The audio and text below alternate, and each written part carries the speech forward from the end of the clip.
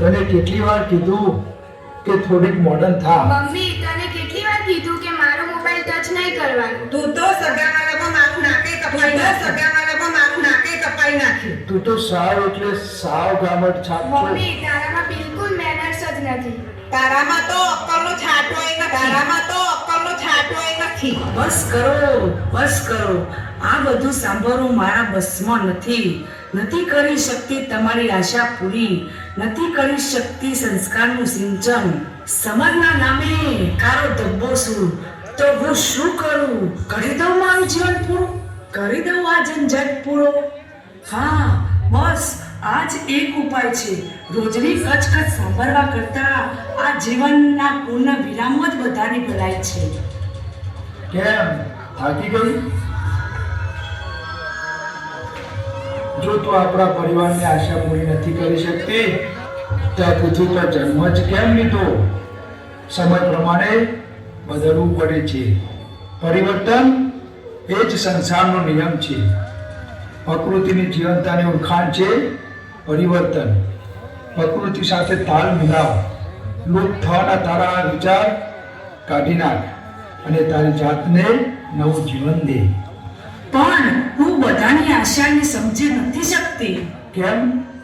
તારા પિયરમાં તો તું બધાના મનની વાત સમજી જાય છે. તો આજ શું થયું છે? સૂરજ પણ સમય પ્રમાણે દિશા બદલે છે અને રોજ નવી ઉર્જા સાથે ઉગે છે. જીવનમાં બધું સાચવવું પડે છે. મારા જેટલા પણ સગા સંબંધી છે એ બધા તારા છે. તારે એમની સાથે કેવું વર્તન કરવું છે એ તારે વિચારવાનું છે. આપને મળીએ ત્યારે કેટલા સગા સંબંધી આપની સાથે રહે છે એ કર્મનું પ્રમાણ છે. તો શુભ સંકલ્પ લઈને જીવનને પરિવર્તનનું નામ દે. તમારી વાત સાચી છે, પણ હું કેમ આવું ગલત કામ કરવા જઈ રહી હતી? મને સમજાઈ ગયું છે કે મારે શું કરવું છે.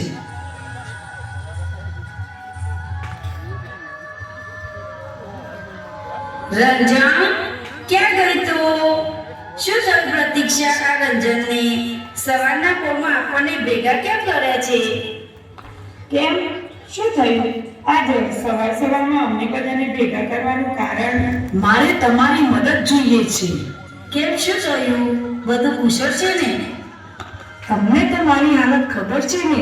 સાસુ સરખામણી કરે છે, પતિ ગુસ્સો કરે છે, દીકરીની તો કોઈ વાત મને સમજવા જ નથી આવતી. દીકરો પણ બેકાબુ થતો જાય છે. પણ આ વ્યથા તો સમાજની દરેક સ્ત્રીની હોય છે. આગળથી પરંપરા ચાલી આવે છે અને શાયદ ચાલી રહેશે જ. તો પછી મારે એ પરંપરા તોડવી છે. મતલબ તું શું કરવા માંગે છે? તું સમાજના નીતિ નિયમ બદલાવીશ? હું સમાજને બદલવાની વાત નથી કરતી, હું મારી જાતને બદલવા માંગુ છું. સમાજની શોભા સ્ત્રી છે, સમાજની સિંચન સ્ત્રી કરે છે, સમાજની મર્યાદા સ્ત્રીના હાથમાં છે, સમાજને આગળ પણ સ્ત્રી વધારે છે, તો પરિવર્તન પણ સ્ત્રી જ લાવશે ને. એટલે શું, આખા સમાજની તારા ઘરે ભેગી કરવાની છે? ના, હું તો એમ કહેવા માંગુ છું કે આપણે સવારે ઉઠીને ઘરના કામ કરીએ છીએ, પતિ ઓફિસ જાય એના પહેલા એમની ફરજ પૂરી પાડીએ છીએ, દીકરા દીકરીને સ્કૂલ કે કોલેજ માટે તૈયાર કરીએ અને આમને આમ સાંજ સુધી કામને કામ ચાલ્યા જ કરે છે. આ બધામાં આપણે પોતાના માટે સમય નથી આપી શકતા. પોતાના માટે સમય આપવા માટે સમય બચવો જોઈએ ને. ભગવાનને સમય બધાને સરખો આપે છે, બસ સમયને ઓળખવાની જરૂર છે. હું તો બદલવા તૈયાર છું, સમયની તરફ વળવા તૈયાર છું, પવનની ગતિએ ઉડવા તૈયાર છું, સૂરજની જેમ સમાજને પ્રકાશિત કરવા તૈયાર છું, ફૂલોની જેમ ખુશીથી મહેકવા તૈયાર છું. પણ આ બધું થશે કેવી રીતના? બધું અત્યારે જ કરવું છે? એ તો બધું આગળ ખબર પડી જશે. સમાજ સુધારવી છે, આમ ચટ્ટી વગાડતા થોડું સુધરી જશે. એ રંજન, ક્યાં ગુડોના? હાલો, એના કોંડા આવે એના પહેલા નીકળી જઈએ. આજ તું મારી સાસુને એરાકોંડા કીધું છે, પણ આજ પછી ના કહેજે અને કોઈને પણ અપશબ્દથી ના બોલાવતી. કારણ કે આપણે આવા અજાણ્યા શબ્દો આખા દિવસમાં કેટલા બોલતા હશું, જેનું અનુકરણ આપણા બાળકો કરે છે અને પછી આપણે જ આપણા બાળકોને કહીએ છીએ કે ખબર નથી ક્યાંથી શીખીને આવે છે. ઓ અચ્છા, તો હવે થઈ પરિવર્તનની શરૂઆત.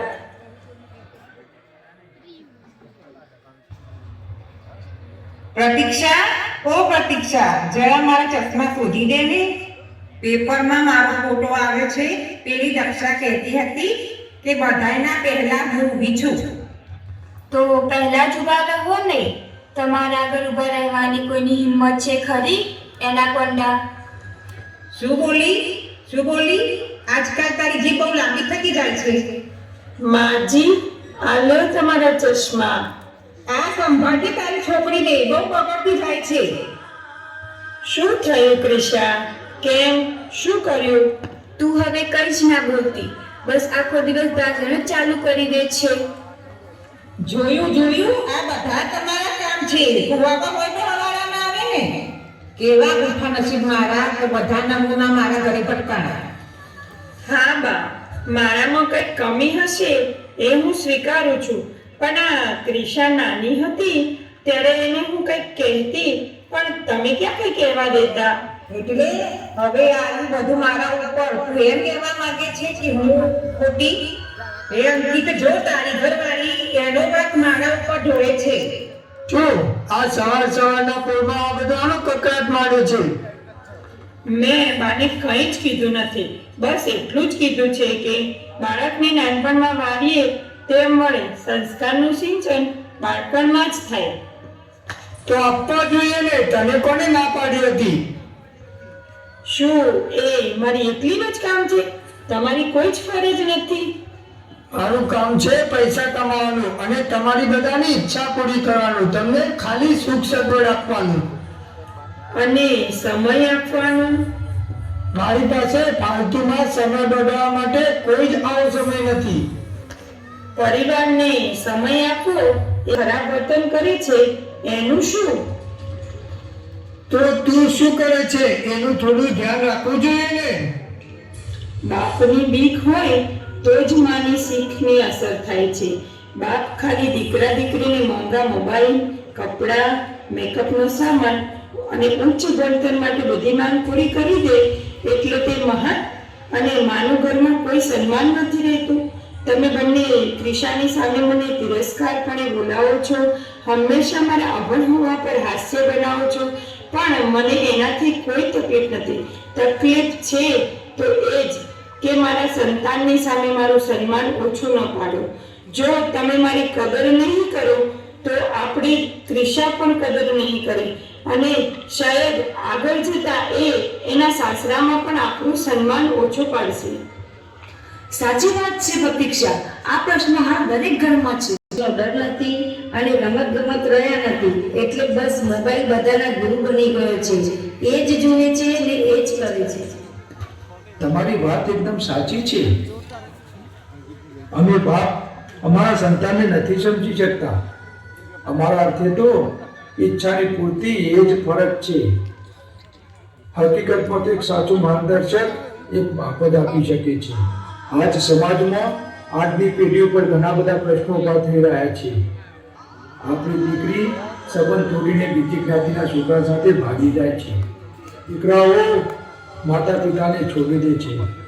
પરિવાર કે સમાજ સાથે સંબંધ નથી રાખતા. પણ આ બધા સવાલોનો જવાબ કેવી રીતે શોધવા? કેવી રીતે આજની પેઢીમાં સંસ્કાર ઉમેરીશું? સંસ્કાર આપણા ભારતનું ઘરેલું છે. સંસ્કાર આપણા ગૌરવનું પ્રતીક છે. સંસ્કાર એ સંસ્કૃતિ છે અને આજની પેઢીમાં સંસ્કૃતિનો અમલ કરીએ તો સંસ્કાર આપોઆપ ઉમેરશે. સંસ્કૃતિ ઘુસાય છે એટલે જ કુકર્મ અને અત્યાચાર વધે છે. ફક્ત આજની પેઢી નહીં, વડીલો પણ સંસ્કૃતિથી દૂર ભાગે છે. જા પ્રતીક્ષા, આ બધા માટે પણ જૂસ બનાવ. અમારા માટે પણ જ્યુસ બનાવજો. આયો મોટો જૂસ પીવા વાળો હેડતો ના હેડતો.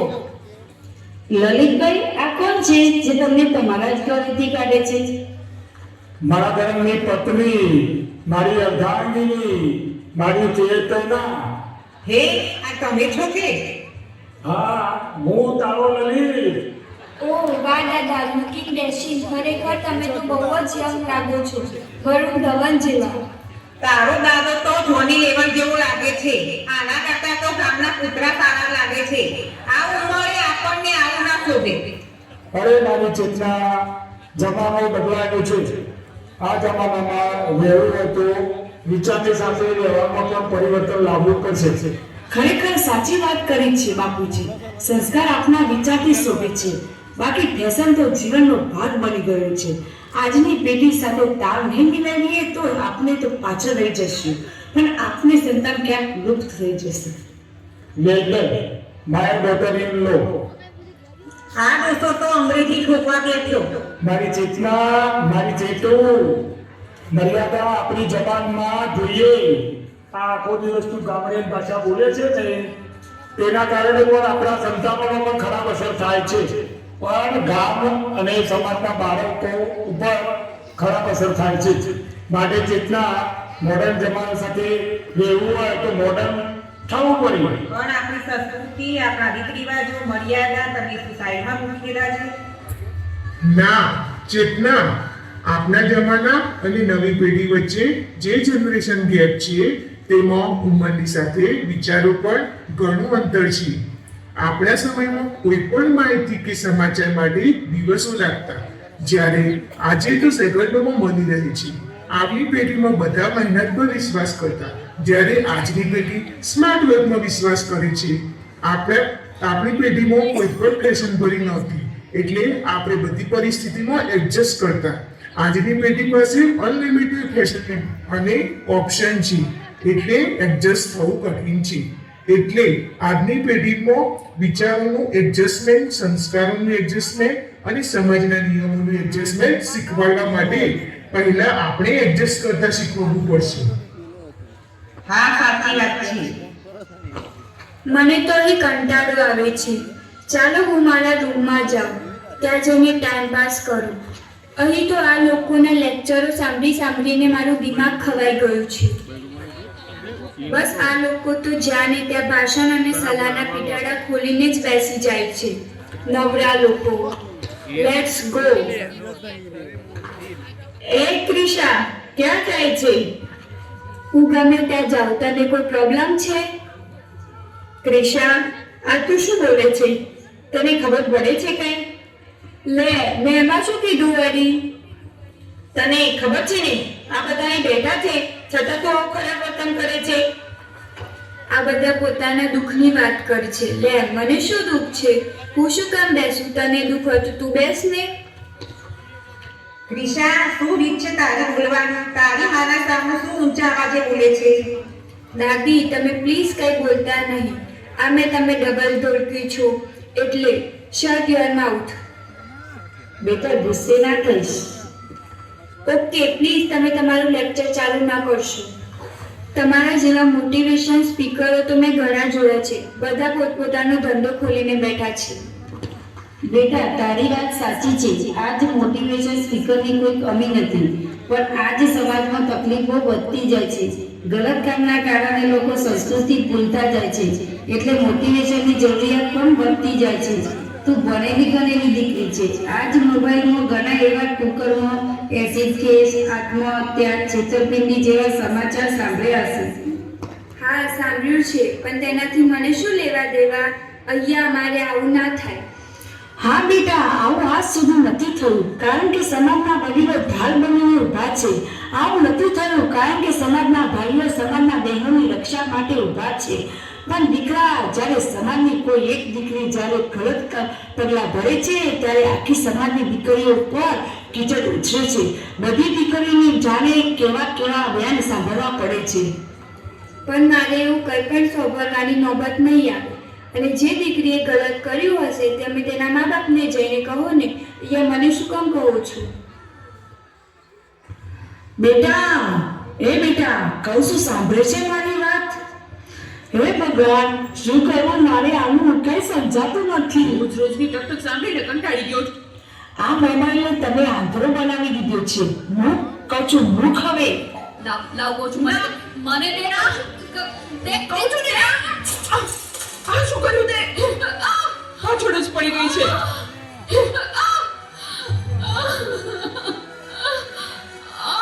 બોલાવતી નહીં હવે મને. હે ભગવાન, શું કરું? મારે આનું કઈ સમજાતું નથી. અરે પપ્પા તમે બેટા તને ખબર છે આપણી કંપનીનું નામ શું છે? હા મને ખબર છે સુશીલા એન્ડ કંપની તને ખબર છે આ સુશીલા કોણ છે અને હું આ સુશીલા કંપનીનો માલિક કેમ બન્યો? ના તો સાંભળ, અતિશય સાધારણ પરિવારમાં મારો જન્મ થયો. મારા બા અને બાપુજીએ ખૂબ જ મજૂરી કરી બનાવી ગણાવી મને લાયક બનાવ્યો. હું ખૂબ પૈસા કમાવા લાગ્યો. લગ્ન પછી જુદો રહેવા લાગ્યો અને મા બાપને ભૂલી ગયો. પણ કુદરતે મને એવી થપાક મારી, મારી બંને કિડની ફેલ થઈ ગઈ. આ વાત છોકરીને ત્યારે બોડી ગેલી થઈને મારી પાસે દોડતી આવી. અરે દીકરા એમાં શું પૂછાઈ ગયું હે? હું છું ને તારી માં હે? હું જીવું છું ને ત્યાં સુધી તને કઈ નહીં થાય દીકરા. અરે ભગવાને મને તારા માટે જ તો આ 2 કિડની આપી છે.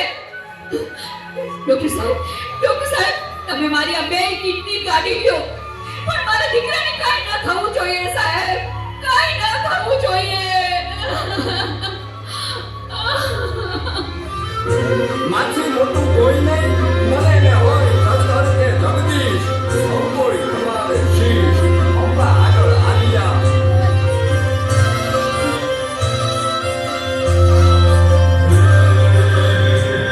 ભગવત તો મદીને સૌ સાગર ભરિયા, રામને જમીને પરમેશ્વર પણ મળ્યા.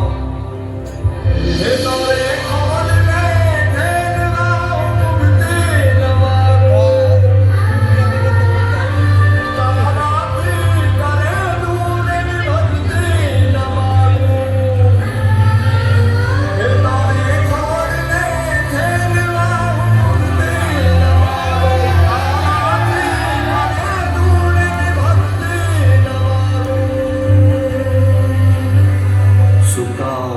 સુવાડે વિને પોડી પોતે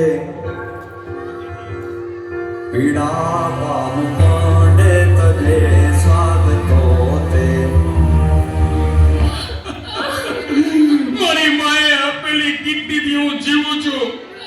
પછી ગમે તેવી મીટિંગ હોય ને, મારી માનો ફોન આવે એટલે બધું સાઈડમાં મૂકી દઉં છું. તને ખબર છે તારી મમ્મીએ એનું છેલ્લું ઘરેણું, એનું મંગળસૂત્ર ગીવે રાખીને તારા બર્થડે માં આ ફોન આપ્યો છે.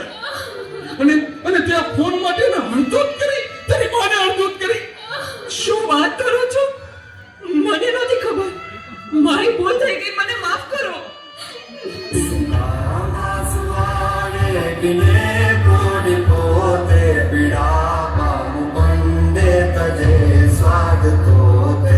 મને સુખ માટે કટુ કોણ ખાતું, મારે તમારી દયાળી જમાતું, મારે તમારી દયાળી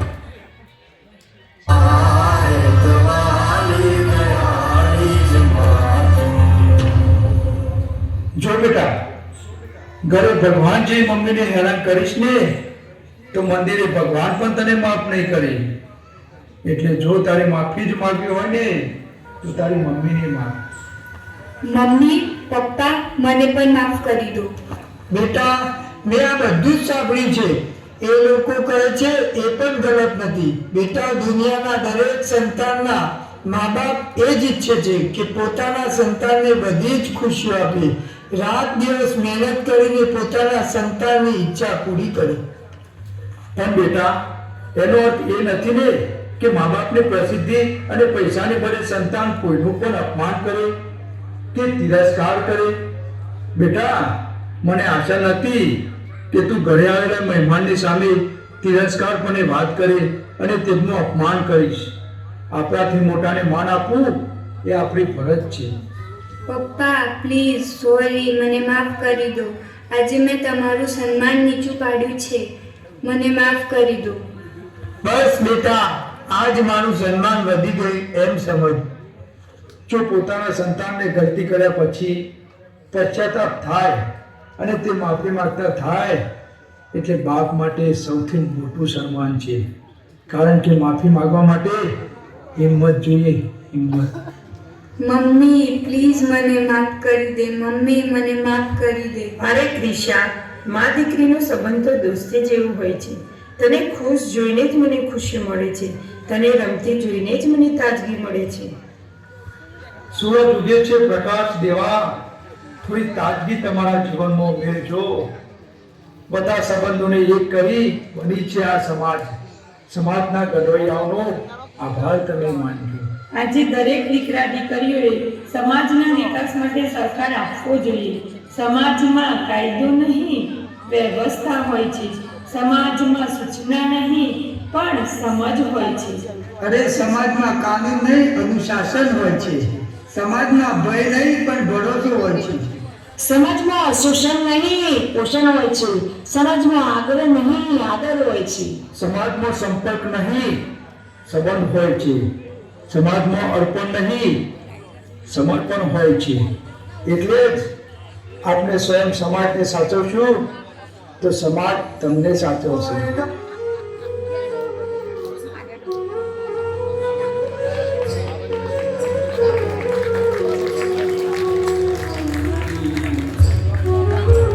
જોરદાર કવિનો ગુજારો ભાઈ શ્રી હિતેશભાઈ અને એમની ટીમે આપણને એક સુંદર માર્ગદર્શન આપ્યું છે. સમાજ માટે આ એક મોટો પ્રશ્ન